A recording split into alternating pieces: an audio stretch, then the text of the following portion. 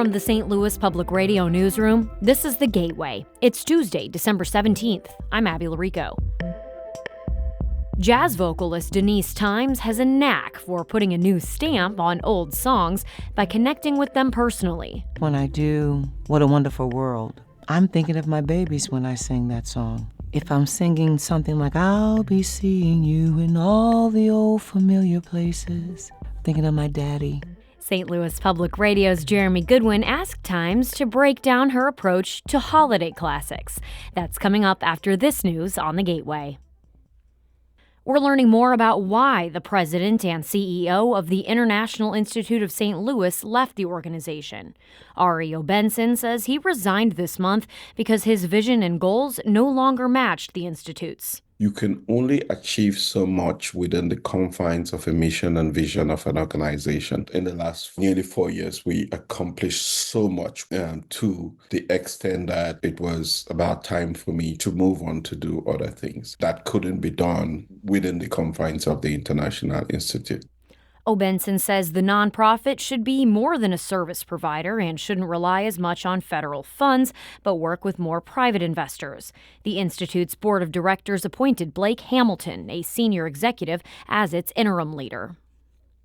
The Kirkwood School Board has selected the district's new superintendent. Kenneth Rumpus will take the position July 1st, resigning from the same job at Francis Howell School District. The board unanimously selected Rumpus after a nationwide search to replace retiring Superintendent David Ulrich, according to a Monday announcement. He will be the third person to hold the job since 2020. Rumpus has been the superintendent at Francis Howell for 2 years. His contract with the St. Charles County District was not set to expire until the end of the 2026-2027 school year. St. Louis University has announced Edward J. Fazer will be the new president. The university says it has been searching since current university president Fred Postello announced his retirement in March. Fazer currently serves as the provost and executive vice president of Oregon State University, where he oversaw a $1.8 billion operating budget. SLU is grappling with a budget shortfall, due in part to low international student enrollment. The university cut about 20 positions and implemented a hiring freeze earlier in the fall. Fazer will join the university in July of 2025. 3 St. Louis-based activists will not serve prison time after facing conspiracy charges.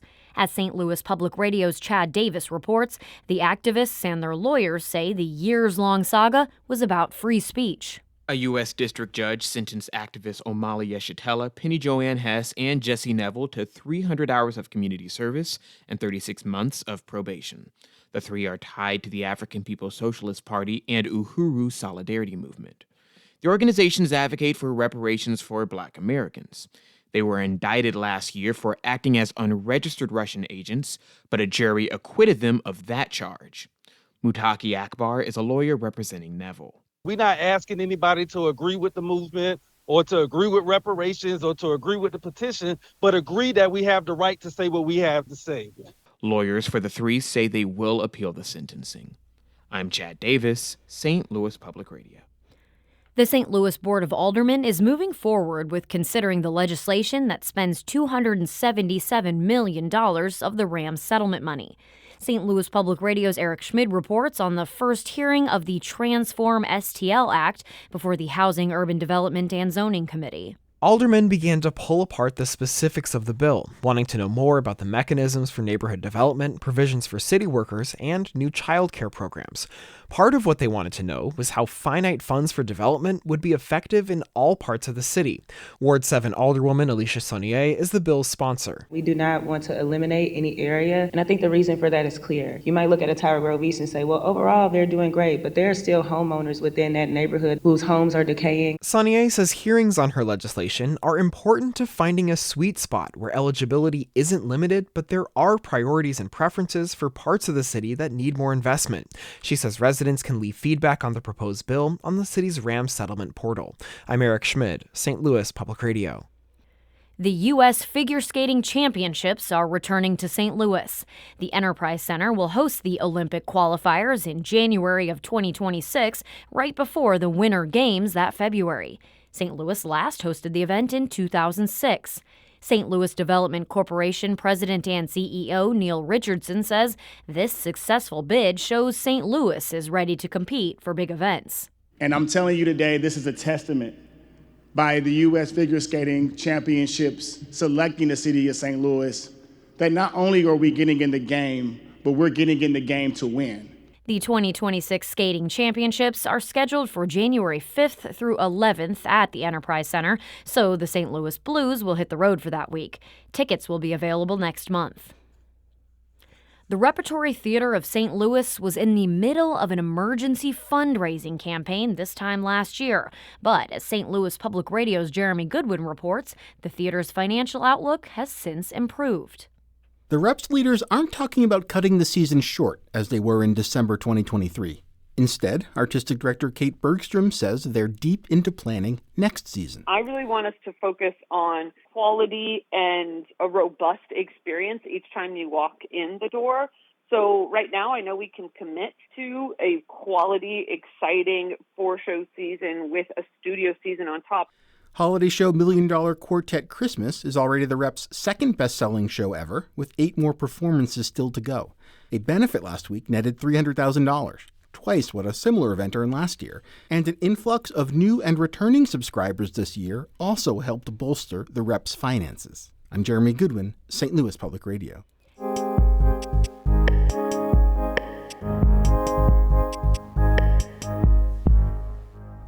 St. Louis native Denise Thimes will perform her annual holiday shows at Jazz St. Louis on Wednesday and Thursday. In a conversation with St. Louis Public Radio in 2022, Thimes explained how she makes familiar songs her own. On one of my CDs, I did a version of Silver Bells, and I did it in a bluesy kind of feel. You know, normally they'll hear city sidewalks, busy sidewalks, dressed in holiday style, but not the bluesy version that Denise gives. City sidewalks, busy sidewalks, dressed in holiday style. In the air, there's a feeling of Christmas. It's that. And it's like that moment, people, you can feel it right here. Hey, hey, hey, hey, yeah. Silver bells,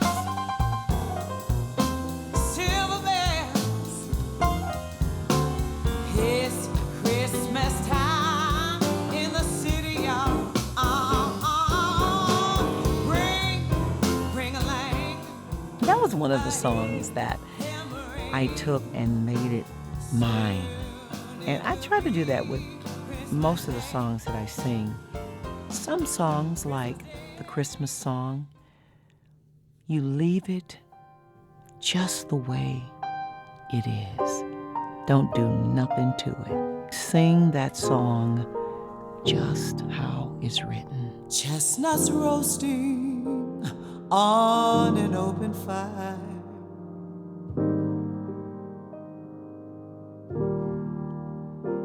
Jack Frost nipping at. This is a song that you just say, I don't want to mess with this, because it's just all right where it is.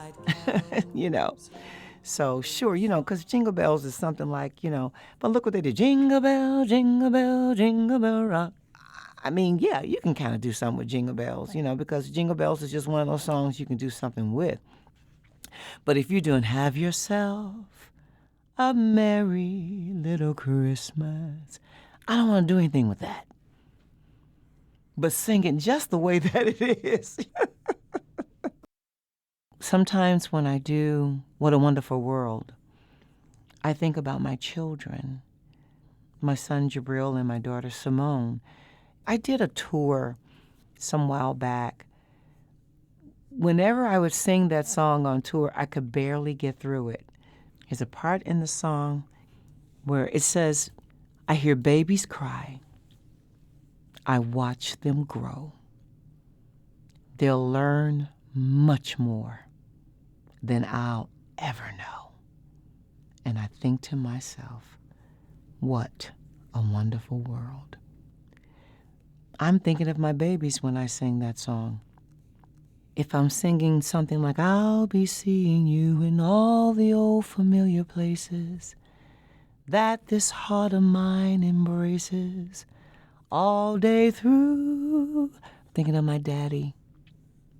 People remember their childhood when they hear Christmas music. They remember their loved ones. And that is definitely my aim, is to put people back in that spirit, especially with how the world is going right now. And so that's my goal. Santa Claus is coming to town. Oh, honey, you know you better be good. That was the always good Denise Thimes. St. Louis Public Radio's Jeremy Goodwin produced that report. The Gateway is a production of St. Louis Public Radio, a listener-supported service of the University of Missouri-St. Louis. Theme music by Ryan McNeely of Adult Fur. But right now, more from Ms. Thimes. Better watch out, I'm telling you why. Santa Claus is coming to town. And for whole lists of nice local holiday music, we've got you covered. St. Louis Public Radio has collaborated with the St. Louis Symphony Orchestra and Jazz St. Louis to bring you 4 different seasonal playlists curated by local musicians. You can find those at stlpr.org/holidaymusic. He knows when you've been bad or good, so be good for goodness sake. I'm telling you, you better watch out. You better not cry. You better watch out. I'm telling you why. Santa Claus is coming to town. Oh! I'm Abby Larico, and from the St. Louis Public Radio Newsroom, this has been The Gateway.